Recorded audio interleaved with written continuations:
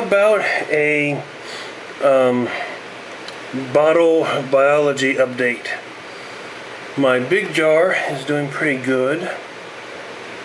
Now I had some of the liverwort plants in these like glass pots meant for fish tanks that have suction cups that can stick to the side of the plant, stick to the side of the glass.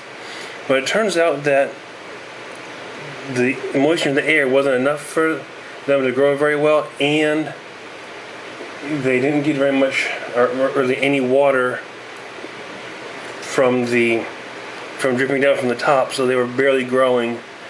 So I took the liverworts out of there and I put some of them in here, and my large Anubias nana plant is doing pretty well. It's grown 2 new leaves in the last month, almost 2 months. Then I got some Anubias nana petite and made this jar over here, which it's hard to see it through the glare, but it's got like a little plant there. It's got like a sandstone and lava rock, and it's got another plant here, and I don't know if the camera's going to pick it up so well, but there's another plant over here, and here's some liverworts I took out of the big jar and put in here. Some more over here and over here. Now, when I first made this jar, I used some local moss here in Florida, and I got this white film on some of the rocks.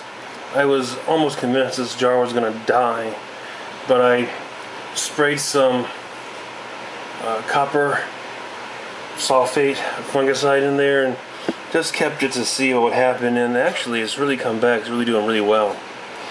Now, here's another jar which may not look so good to a lot of people. It's actually got a lot of green algae in there. So a really long story behind this jar. Now, when I got the Anubias nana plants,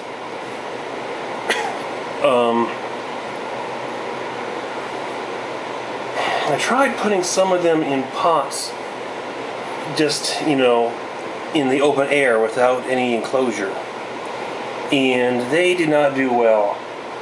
Both the ones that are indoors and the ones that were in a shady spot outside, their leaves withered in both the blowing fan indoors and the Florida heat outdoors. They did not do well at all. In fact, they almost died. But I decided to try putting them in a jar here, and actually, after I put them in a jar here, one of them did die, but I decided to remake it not as a terrarium, but as almost like a little aquarium jar. And I started getting some white slime on this plant here, the same sort of white slime that killed my fish tanks, and I was like, oh god, it's dying. What am I gonna do? Damn it. But then I was busy for work, and I decided to go just see what happens and just observe if it's going to die, see how long it takes to die.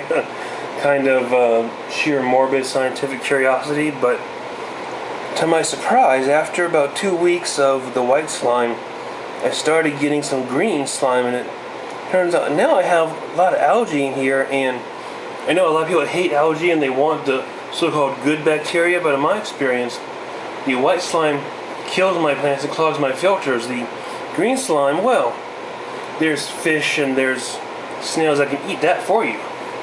So actually, I'm surprised, amazed, and kind of happy this happened. In fact, this gives me an idea for another experiment. Okay, so what I did was I created a gallon jar with one of the plants out of the little jar that had algae in a glass cup of humate aqua soil with some new rocks, but also some algae from that jar. I don't know if the camera can pick it up, but there's a little bit right there and other places. And this jar is not sealed. It's open and under light like a fish tank would be. So we'll see if this survives. And if it does, maybe it is possible using this algae in a controlled way for me to actually have a freshwater tank. If that works, there's a bit of a conundrum, because I only really wanted salt because fresh wasn't working out for me. If I can make it work, do I give up on salt? I had my heart set on a little mushroom coral, some Chaeto, but constantly mixing in salt is expensive and hard. And again, I already have some salt, so I don't know. That's a good question.